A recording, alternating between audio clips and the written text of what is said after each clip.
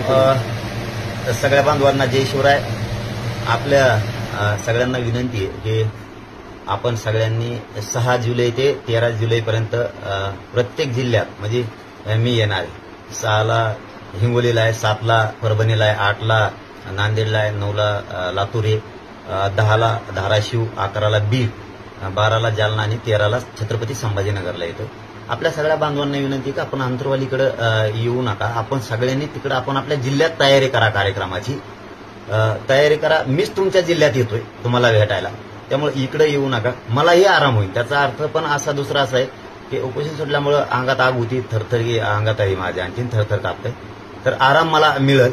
आपल्या सगळ्यांना विनंती आहे की आपण इकडे थोडं अंतरवालीकडे येऊ नका. आपण आपल्या तिकडेच तयारी करा. मीच तुमच्या जिल्ह्यात येतोय ही सगळ्यांना विनंती. येऊ नका याचा अर्थ का तुम्हाला नाराज करत नाही मी की येऊच नका, परंतु कामाचे पण दिवस आहे ते कामही बुडू नका शेतातले.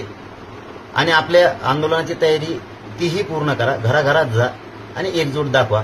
मात्र मलाही आराम मिळेल यासाठी विनंती करून फक्त आरामासाठी सांगतो की येऊ नका. याच्या पाठीमागे दुसरा काय अर्थ नाहीये हे समजून घ्या. सगळ्यांना जय शिवराय.